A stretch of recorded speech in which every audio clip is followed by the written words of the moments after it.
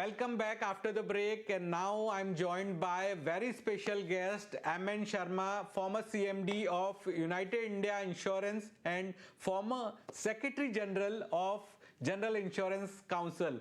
Thank you so much, Mr. Sharma, for joining our Insurance Mantra show. It's pleasure to have you on our show. To begin with, I just want to focus on our topic, which is insurance fraud. So, sir, as per your experience of 4 decades in insurance industry, how big is this issue of insurance fraud and how this impacts policyholders and insurance companies? It is definitely a major issue, fraud causing huge leakage from the insurance fund created by the insurance companies. Genuinely, it is meant for paying only the claims and meeting management expenses and distribution costs, whereas the fraud is eating into the fund, and as a result, the customers are made to pay higher premiums. So ultimately, the fund created has to be sufficed to meet all the outgoes. And fraud has become one of the major outgoes in the insurance industry. Not only in India, all over the world, but in India, it seems it appears to be slightly higher. Okay. More particularly in the health segment, by way of not only total fraud, but also by way of exaggerated losses. The both ways, the health is huge losses to the insurance industry by way of frauds, whereas the motor insurance and the property insurance, that is fire and marine cargo, there again, there is scope for major losses and exaggeration of losses causing this kind of leakages. And last year, there was a total premium collection, that is 24-25 financial year. General insurance industry collected 3.08 lakh crores of premium, money as premium, whereas the life insurance collected about nearly 4 lakh crores as the new premium, totally about 7,000 now. Out of this, nearly 7.5 to 10% is going out by way of leakages in the name of frauds, total frauds, or exaggerations, both put together. Okay. Sir, you spoke that frauds are increased in the health insurance space more, and in our today's case study, we have seen in life insurance also, means family members are murdered for insurance claim. So life insurance industry is also suffering through this fraudulent claims. So how genuine policyholders get impacted through the fraudulent claims? Yes, the fraudulent claims not only cause a leakage from the fund, total fund, and resulting in increased premiums to the customer, genuine customers also.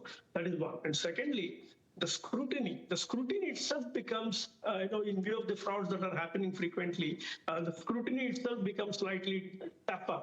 And as a result, genuine claimants also will have to face that higher scrutiny and tougher scrutiny. But in spite of the higher scrutiny, tougher scrutiny, the losses are happening. And this is mainly because of the human nature. Human nature being what it is, people do try their best to somehow squeeze the insurance companies and make money out of that. That is human nature. That's what has happened. And in order to prevent that, some of the steps that one of them is that the regulator is actually last couple of years, they are trying to integrate all the insurance companies, the claims processing.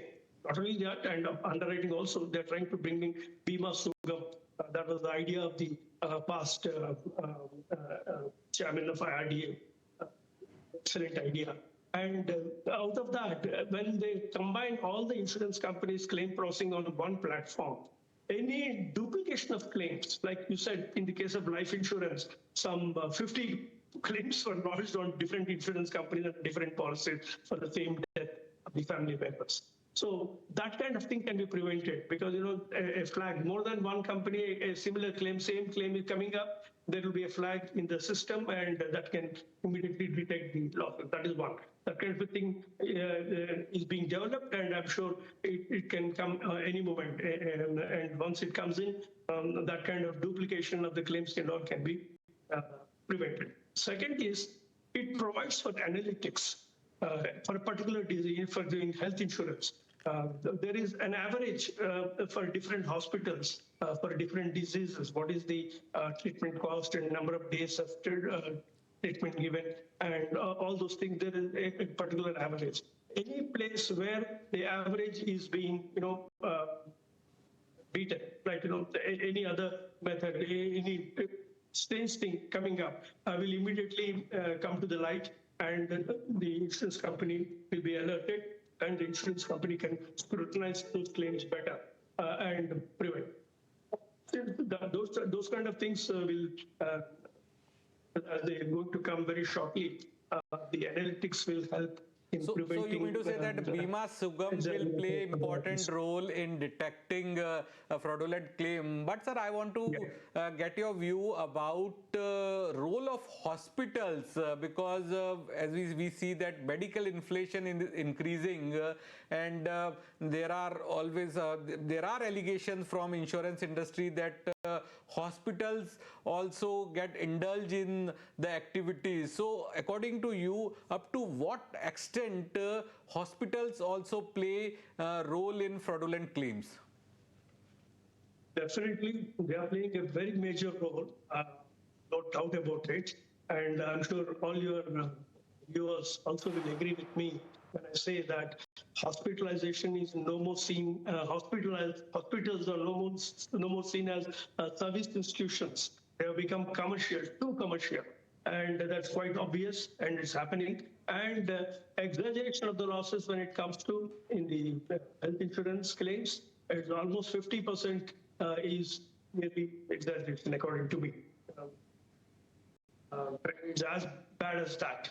So these things can be prevented by analytics and the one that's coming in and scrutiny.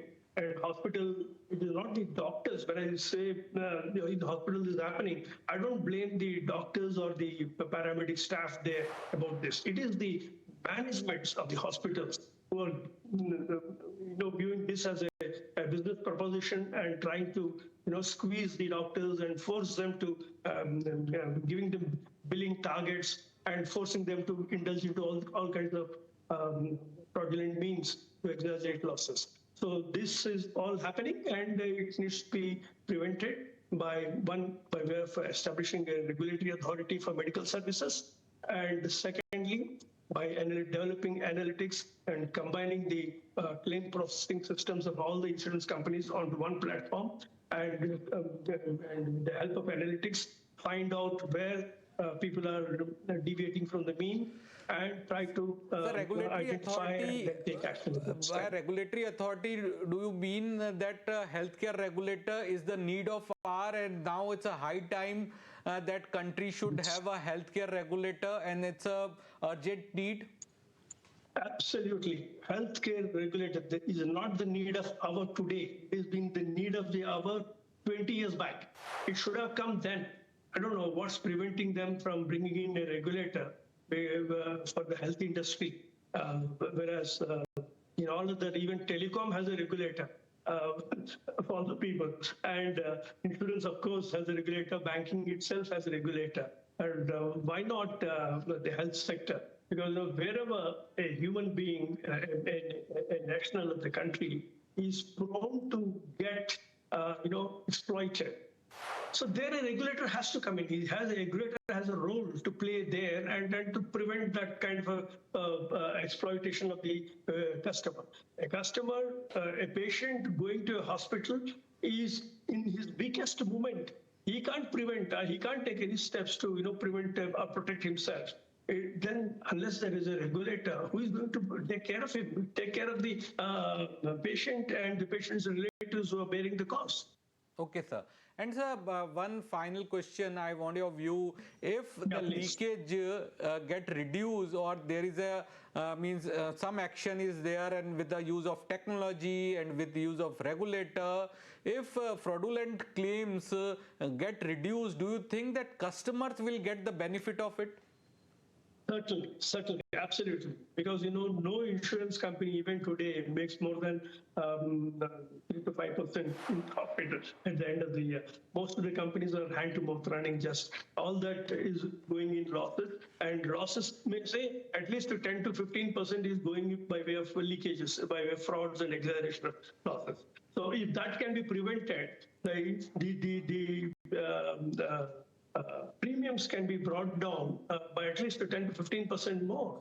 So along with the reduction in the GST, if this also is passed on to the customers, definitely the industry will benefit, the people, the policy holders will benefit, and there will be more number of people coming forward to insure. They can afford insurance and then come forward. Okay, sir. Thank you so much, Mr. Sharma, for joining our show Insurance Mantra and sharing your insights. So that's it in this edition of Insurance Mantra. But we'll leave you with our insurance basic, that is, did you know? 10 to 15% of insurance claims are fraudulent across health, motor, property, and life. Fraud range from fake death certificate, forged hospital bills, inflated health bills, stolen vehicles, and forged motor accident reports. Healthcare frauds inflate cost by 15 to 35%. Unwanted tests, longer hospital stay, inflated bills. Motor frauds include implanted vehicles, fake third-party accident, and stolen cars sold to unsuspecting buyers. Property frauds often involved arson passed off as a fire losses or inflated inventory claims. Even internal frauds exist, like a fake reimbursement, siphoning of premium, or fake policies issued by intermediaries. Insurance fraud isn't a victimless crime. It hurts the industry, raises your premium, and weakens trust. Stopping fraud means protecting policyholders and the economy. That's it from this edition of Insurance Mantra. I'm Anurag Shah. Thanks for watching. See you next time.